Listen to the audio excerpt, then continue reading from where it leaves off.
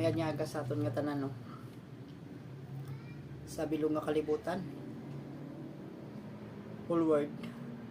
Good morning. Ako gali si Ronel Kataom. Kung gusto nyo ako i-add sa inyo group chat, mahimo nga search lang nyo Dudoy Kataom pag i-add friend. Kay gusto ko nga ako may i-share man sa Biblia, parte sa ako nabalaan. Kamo may nabalaan naman sa Biblia nga wala ako nabalaan. So amo ning istorya sa kuan kamatuoran.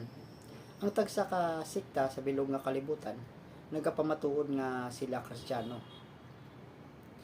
Nagaduha-duha ako sa akon kaugalingon nga kung sa din ako nga sikta magupod. Una, sa aton pungsod diri sa Pilipinas, nagapanguna diri ang ginatawag nga Iglesia ni Cristo,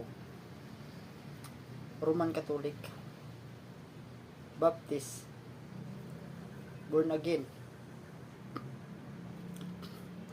ano pa,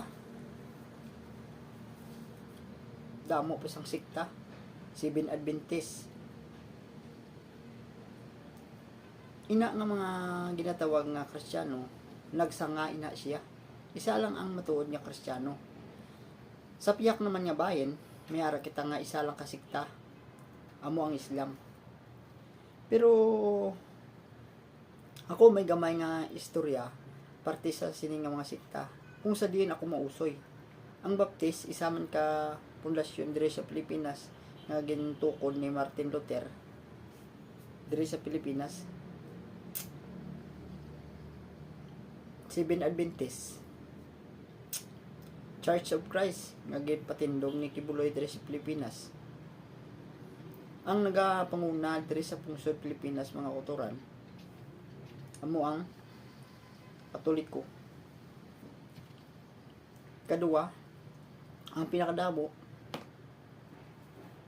Iglesia ni Cristo. Ari ang istorya sang Biblia. Siling diri sa Korinto 8:5 mga utod. Buksan naton ang Biblia. 8:5 unang Korinto 8:5. Siling diri Kay bisan pa may ginatawag nga mga Dios sa langit man ukon sa duta, kag may madamo nga mga Ginoo